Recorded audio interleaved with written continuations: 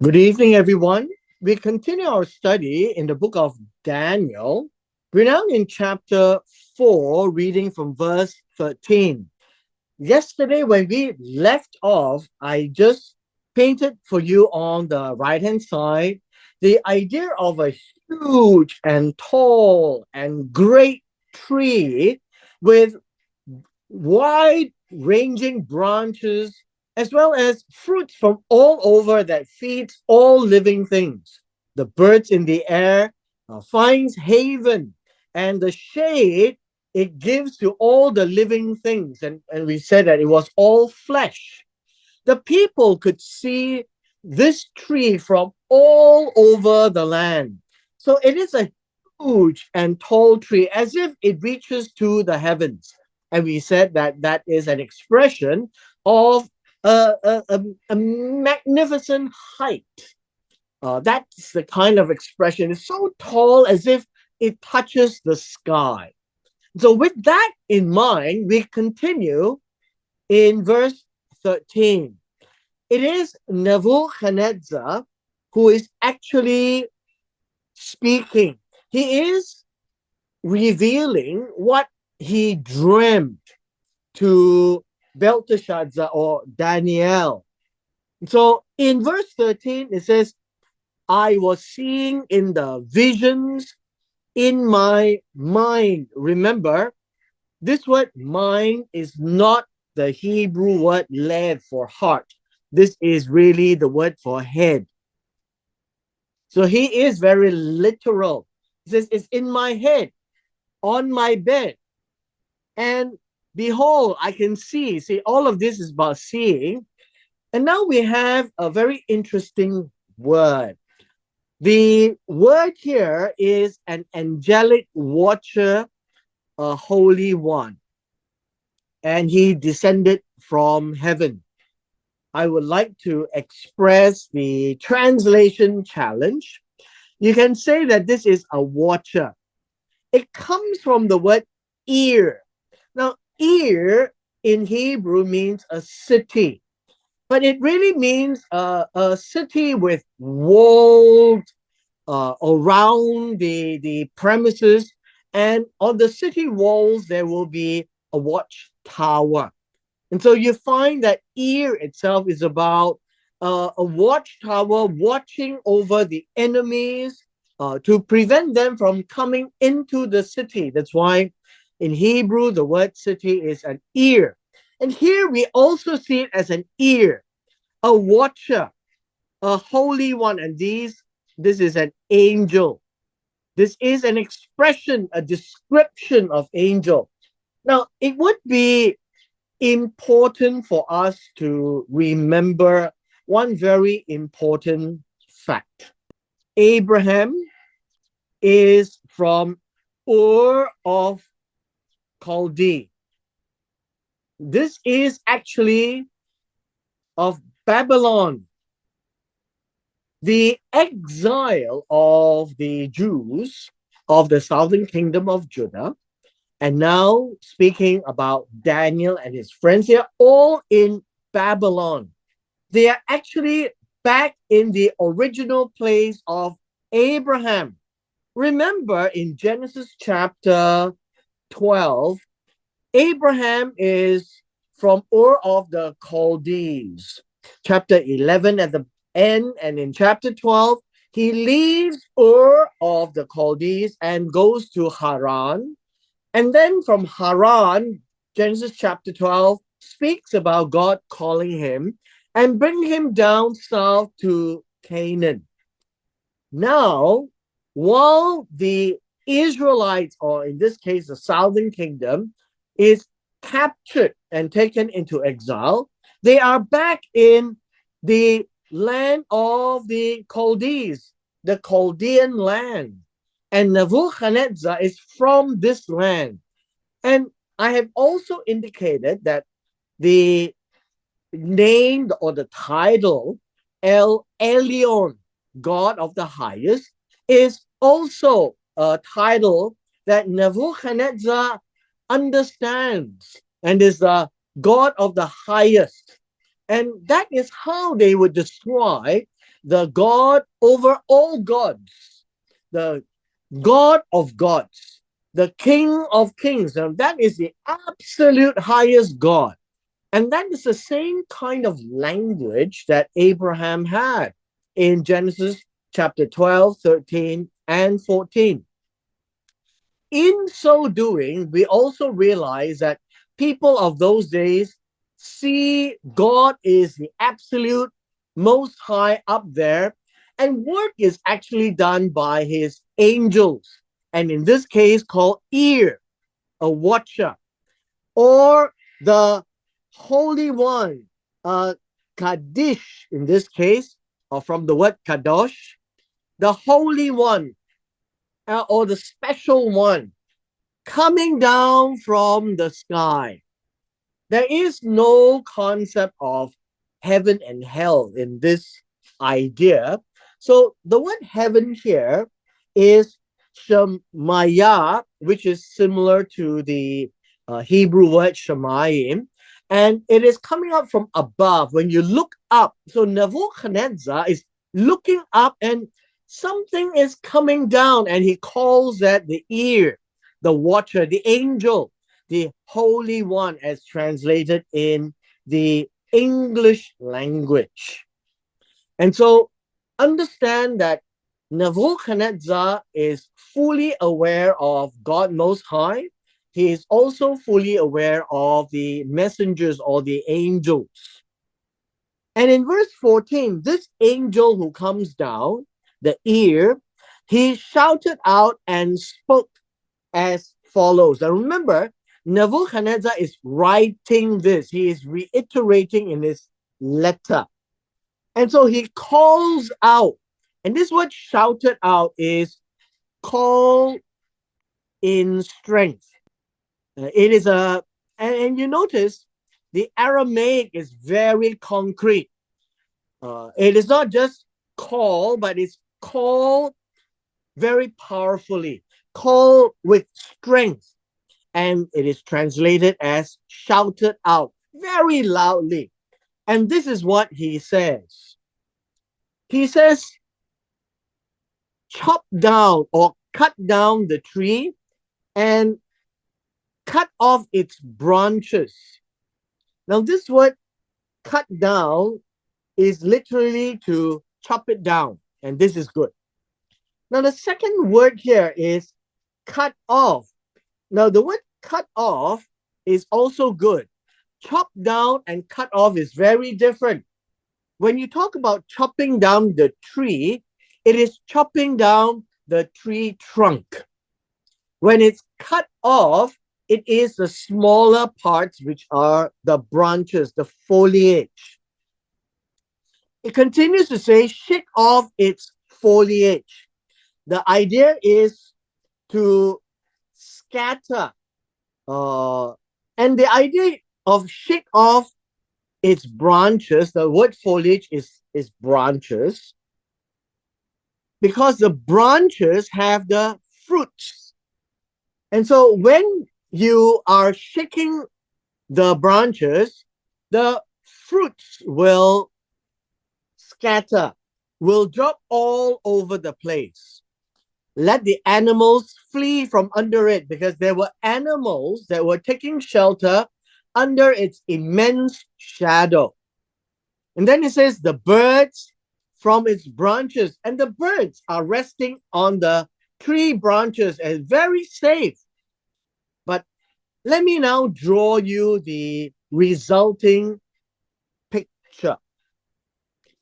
The resulting picture is one that is being cut off. Now, I think it's also important for us to finish verse 15 before we draw the picture. Verse 15 says this: you cut down the tree, but you leave the stump. The word stump here is the stalk of the tree. The stalk of the tree. And with its roots in the ground, still there intact. It is not to pluck up the tree, but to chop down the tree, cut down the tree but leaving the stump. And then the dream is this, but with a band of iron and bronze, and by bronze is copper, there will be a band that is tied around the tree stump in the new grass of the field. And let him be drenched with the dew of the skies, and let him share with the animals in the grass of the earth. Now, very interesting is this. You find that the words here, in the at least in the English, is trying to change from it to a him or a he. As you can tell, there is a significance. And the question is, does the Aramaic uh, does the Aramaic show this? Well, what is interesting is the fact that although it's translated in a neutral and then here translated in the third person masculine singular, you find that all of these are the third person masculine singular. It will be his roots. Let him be drenched. Let him share with the animals. And so it is important for us to note that it is still talking about the tree, because the tree itself is a masculine word. And there is no neutral word in Hebrew and Aramaic, but there is a neutral word in Greek.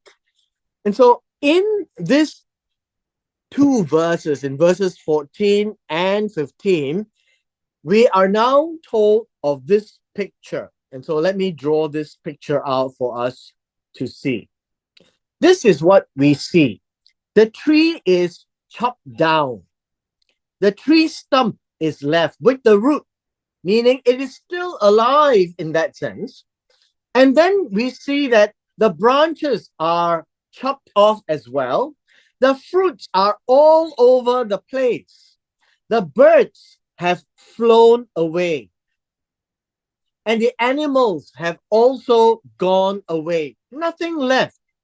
All we see is this interesting picture. The picture here is the stump and a band of iron and copper that is binding it together. It is together in the new grass of the fields. That's where it is going to be overgrown with grass, and that's where the stump is. At the same time, you find that the animals will come and eat grass together. And that's where all the animals will be, not under the shade, but together with the stump. And so let me just highlight the stump here. And it is in a band. And that's all we see of the rest of the tree. So it is from this particular picture to this particular picture after it has been hewn down or chopped down. We continue with Nebuchadnezzar's description. In verse 16, it is quite interesting because we see this, that his mind, and now in this case, the word mind, this is actually heart. And hence, you find that in the earlier word, it's the head. It is translated as mind. Now it is the word heart. It is also translated as mind. This is also one of the indications to show you that it's very difficult to actually know for sure what is the underlying Aramaic word when we read the English translation. If the English is the same word, is it the same in Aramaic? And in this case, the answer is no.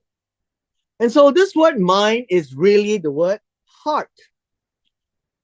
And his heart is going to be changed, made different. So it's going to be made different. And how different is it going to be?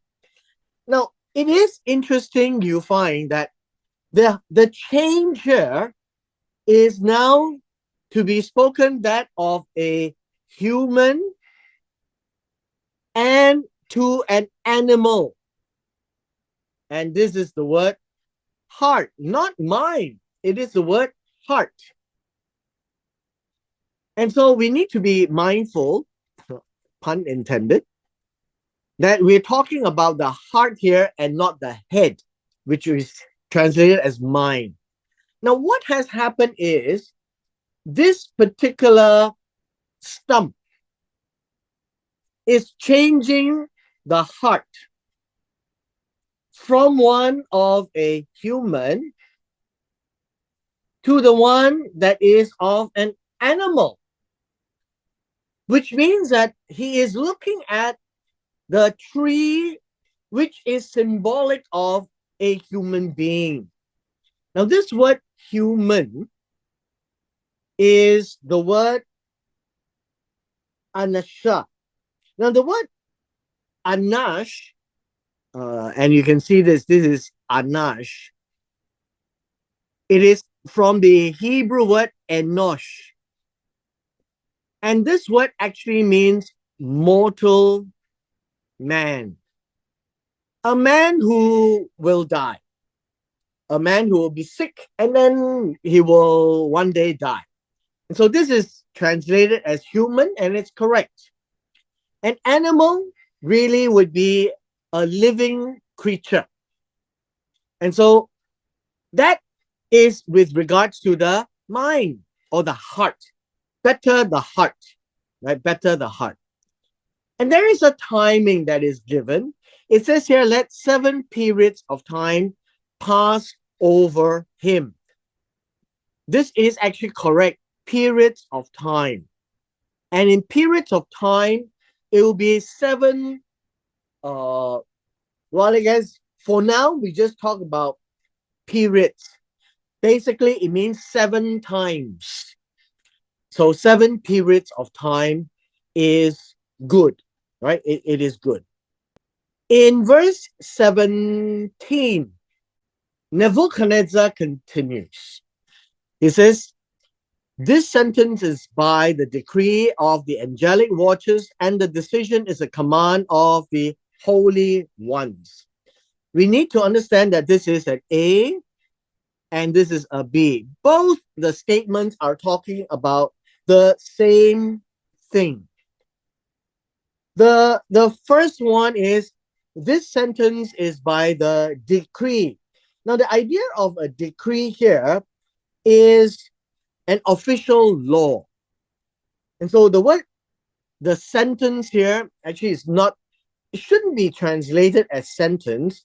Perhaps it should be translated as, well,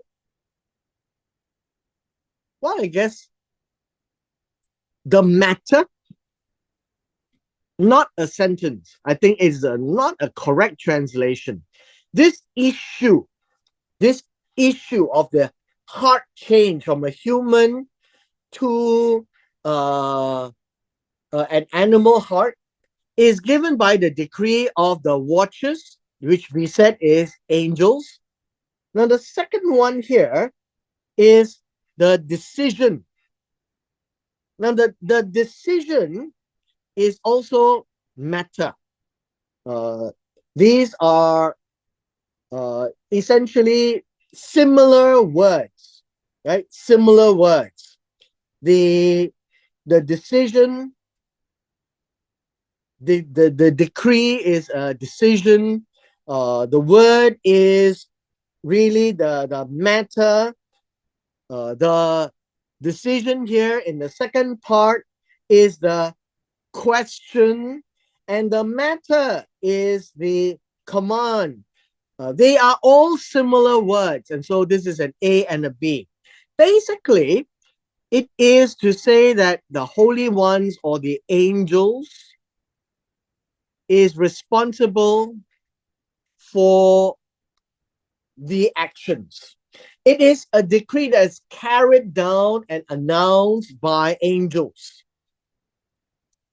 And he goes on to say, or Nebuchadnezzar goes on to say, in order that those who are alive may know.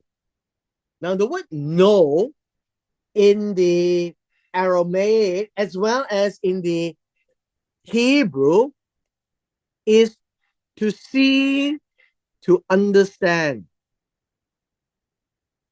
That's what it means.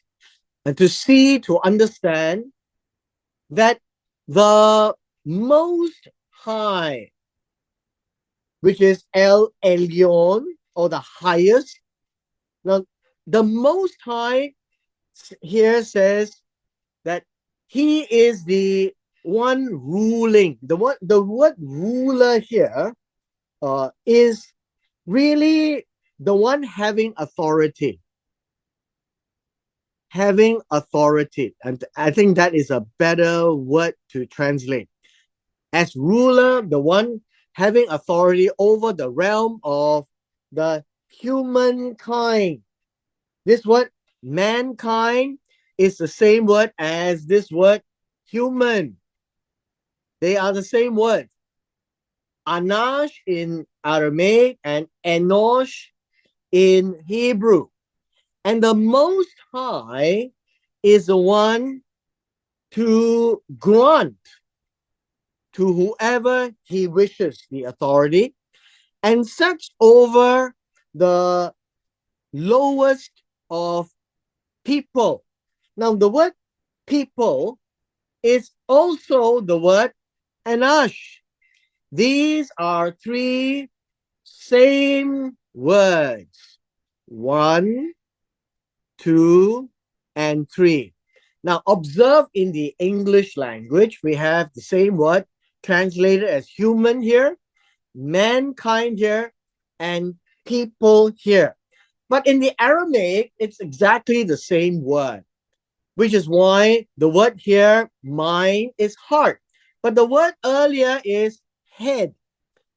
I'm just trying to show you that while the translators have all the good intentions, his intent is to give you a very readable form of English language style. In the Aramaic as well as in the Hebrew, they have no problems using exactly the same words so that the speaker will be saying things that the audience will be able to follow. No, nothing to do with English style. And hence, it is important then for us to know what's in the underlying text. The language of the underlying text will reveal a little bit more to us.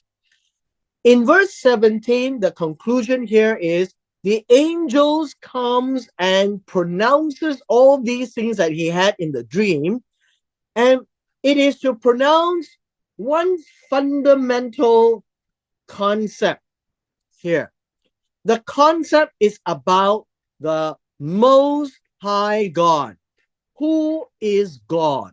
He has the power over all things, particularly over the humankind, the mortal man, and he will decide who to give authority and who to set the authority over.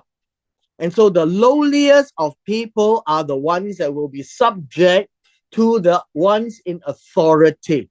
So God is the one that gives this power.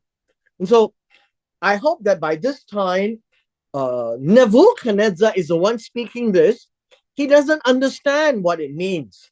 Although he is talking about it, he is struggling to make sense of this. Verse 18. Verse 18 is the concluding verse where Nebuchadnezzar is talking about the dream that he had.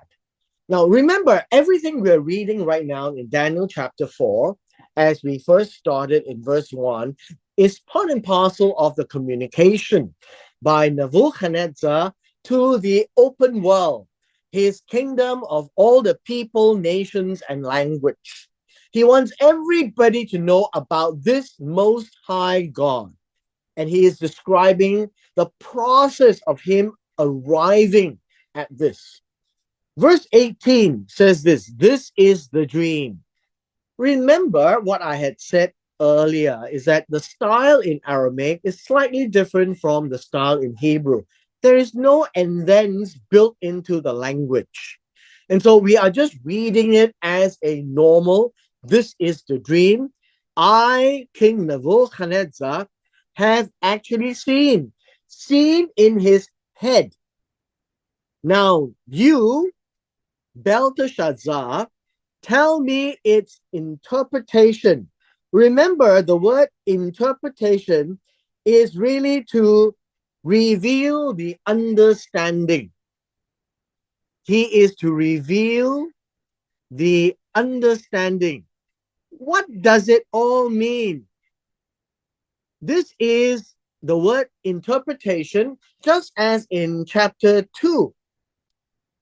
All these are the similar words because the dreams is bothering Nebuchadnezzar. And so he's very keen in understanding what he had dreamt. Now he makes this conclusion as he had done earlier.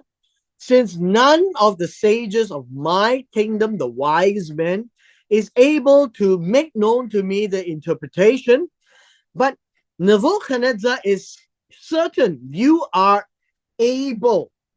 And this word able literally means you have the ability. You have the ability. And why you have the ability? Because you have a spirit of the holy gods in you.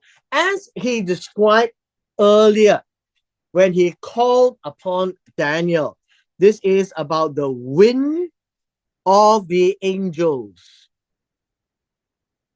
The holy ones, the holy gods.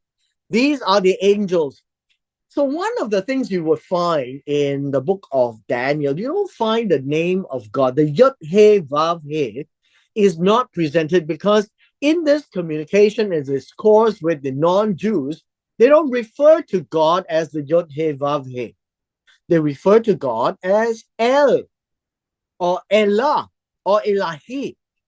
And here you find that they refer to angels. Angels play a very major role in the concept of the Babylonians, also in the mind of Abraham. And so in the mind of Nebuchadnezzar, he sees Daniel as outstanding. He's the chief of all the sages, of all the wise men, because he has the ability. He doesn't need to play tricks. He doesn't need to do alchemy. He doesn't need to do any science or physics or chemistry to show any powwows. He doesn't need to rub bones and look at stars. And so Nebuchadnezzar has full confidence on Daniel because of what he did in Daniel chapter 2. He just plainly told it as it is, and it made sense to Nebuchadnezzar. And so Nebuchadnezzar turns to Daniel. You can tell me. The rest can't. They do all this hocus pocus, no meaning. But you, Daniel, you can. And so in verse 19 begins Nebuchadnezzar's recollection of what Daniel is saying. We need to pay attention because these are the words that Daniel is now communicating to Nebuchadnezzar. And then Daniel, whose name is Belteshazzar, and we see a few words, was appalled for a while as his thoughts, says here, alarmed him. After Daniel listened to Nebuchadnezzar, then what we don't see is whatever is happening in between here. After Nebuchadnezzar spoke, and as Daniel is processing in his mind, I'm sure God had spoke to him. And as God had spoken to him, and he is digesting what God said, because the understanding of the dream does not belong to Daniel. It just appears to the king that Daniel seems to be able to say really incredible things. And as Daniel stands there and processing not the dream, but the words of God that is giving him the understanding of the dream, we begin to understand the first word here is appalled. And this word is bewildered, meaning he is in a state of shock, I think. And this word bewildered is also silent, which gives us a connotation of being stunned. He is in shock. He is silent. And then his thoughts. Now, the word thoughts here literally means the things that's in his head. In his head. Like Nebuchadnezzar is lying in his bed and seeing all these thoughts scared him. And so this word here, alarmed, is much better word, I think. Dismayed, or if you like the word frightened him. And it is not about the dream now. Remember, we have God speaking to Daniel here quietly in his mind, and while Daniel understands what God has said, he is in a state of shock. And he is being terrified. I think we can say that. The king responded and said, Belteshazzar, do not let the dream or its interpretation alarm you. This word alarm is frighten you or dismay you. And then we have Belteshazzar replied, my lord, if only the dream applied to those who hate you and its interpretation of your adversaries. So let me explain a little bit of what is being said. So do not let its interpretation frighten you. Same word here, alarm, frighten. And so Nebuchadnezzar really wants to understand what he had dreamt. Nebuchadnezzar is troubled by the dream. He senses that something is really wrong, and the message is something that is terrifying, but he doesn't understand.